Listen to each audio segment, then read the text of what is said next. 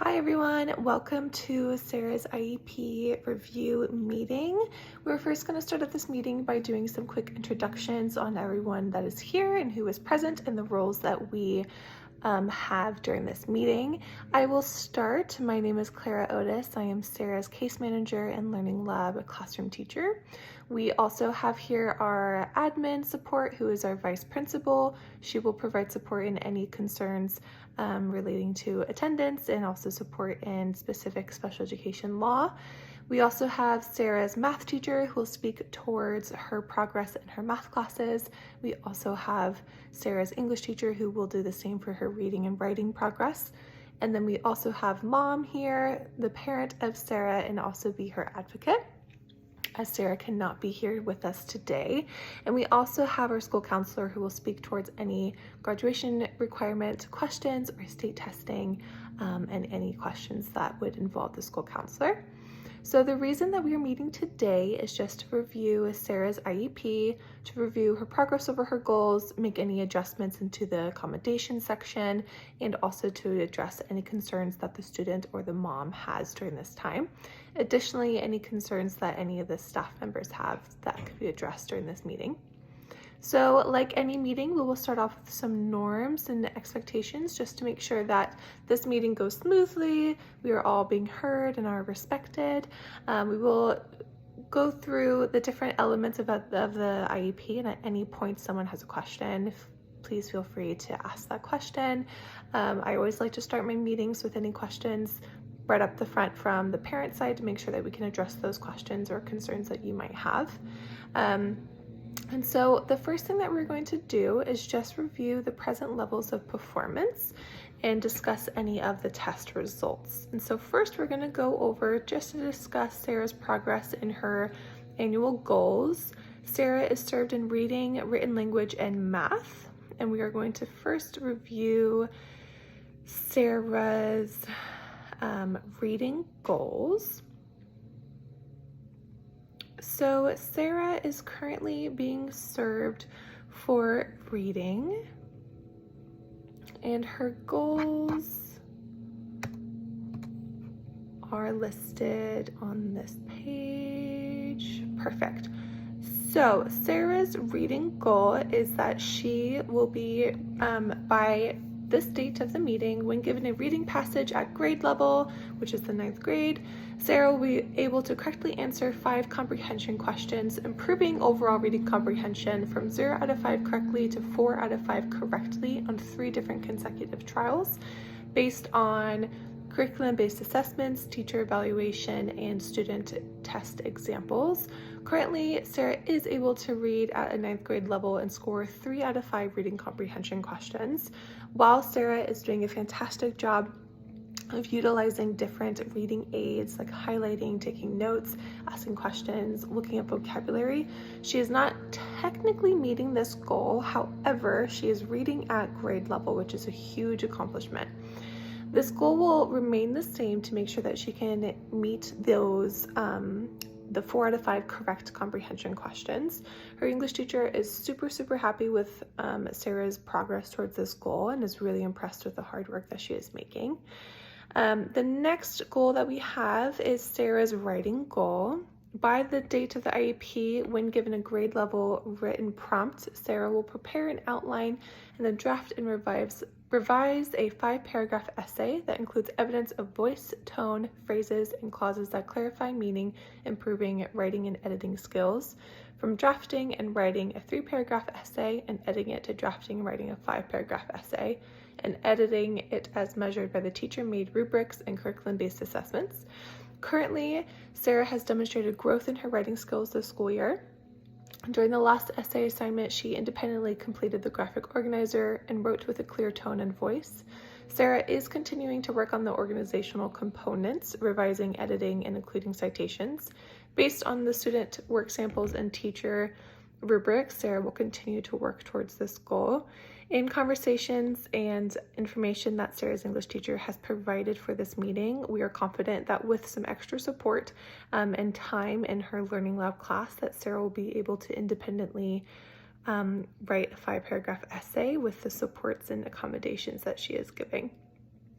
The next annual goal that we have is for her math goal. So by the date of the IEP meeting, when given 10 linear equations with one variable, Sarah will solve for the unknown number, improving math skills from 0 out of 10 correct to 8 out of 10 correct over 3 consecutive trials as measured by teacher-created data and assessments.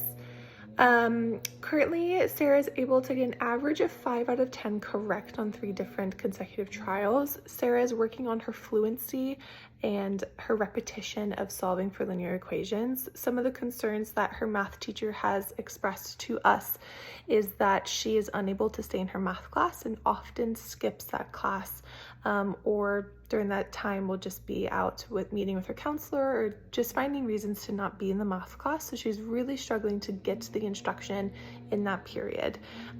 We are going to work on finding strategies and support systems to make sure that Sarah can stay in the class period. If she is struggling, we will find tutoring options before or after school and ensure that she has a paraeducator that can work with her one-on-one to fill in the gap of the instruction that she is missing. In terms of state testing, Sarah took the Smarter Balanced English and Math assessment in spring of 2022 and scored both a level 1 in both of those areas. Sarah will retake the Smarter Balanced test in spring of 2023 and receive all of the different accommodations to pass that test. We have next on our agenda, if anyone has any questions, please feel free to interrupt and ask those. Next, we're going to talk about the different services and minutes that Sarah is receiving.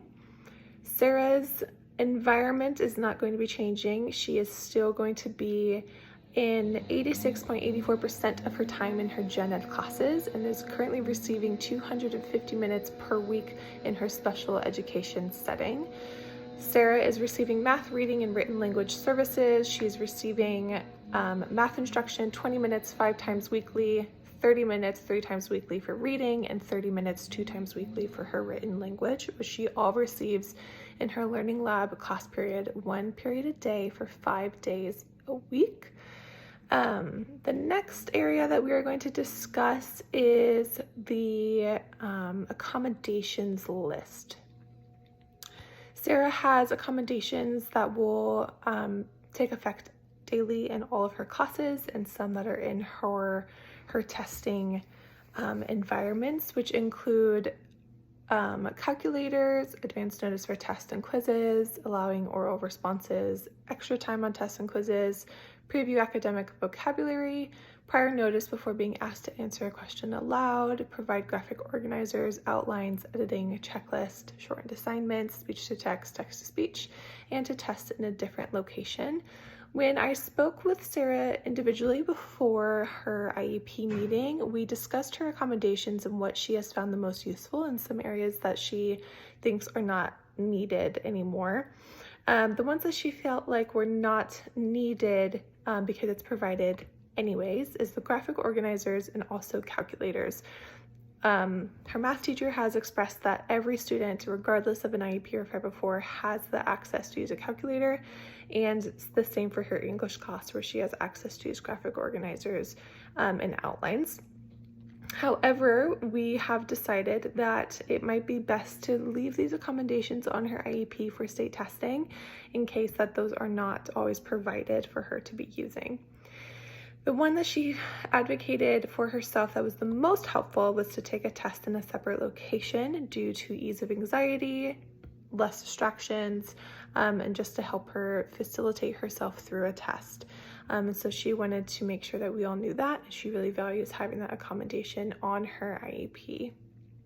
The next thing that I want to review is the extended school year services. Based on all of the evidence that we have collected, Sarah will not be needing to extend the school year as she is receiving all of her services during the appropriate time, has not missed a whole lot of school. Her attendance is pretty good, and she will not need to extend the school year at all.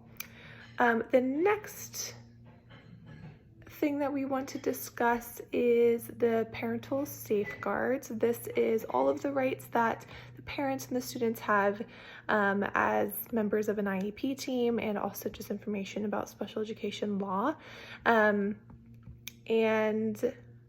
after that, we have the prior written notice, which is essentially everything that we are discussing during this meeting, to wrap up what we have discussed, what the meeting was about, what concerns did we talk about as a team, and what are our solutions to meet the needs of the students. The main thing that we are discussing during this meeting is to offer additional support during Sarah and her math class. And so what we are going to propose to Sarah, as she is not here at this meeting, is to schedule up a weekly time for her to meet with her math teacher one-on-one to receive that instruction that she is missing when she's not in class, and also to ensure that we have a paraeducator that can meet with her one-on-one during one of my learning lab periods where she can receive that additional math support. This concludes our IEP meeting review. If no one has any further questions, thank you so much for being here and for advocating for your student, and please let me know if you have any other questions or concerns. During IEP meetings, I like to take notes about everything that everyone is saying. I bring a notebook into all of my IEP meetings and section it off based on who is present, the goals that the students have, and while we discuss as a team the different areas of support that a student needs, I take notes on what they are saying and ask follow-up questions. I make it really evident in my IEP meetings that every single person there holds a vital role and that we are all working towards the same goal and supporting the students that are there. And so it is a team collaboration to come up with the best solutions. And so I do ensure that in our meeting norms that everyone has that understanding that everyone's opinions are respected, and sometimes it takes a discussion to figure out what is the best solution for a student. And so I actively listen by taking notes and also ask for follow-up questions. And so during that time when parents have questions or there are no questions, I like to pause throughout the meeting to just double check for clarifications or if they have any clarifying questions. And that's kind of how I navigate the IEP meetings that I hold.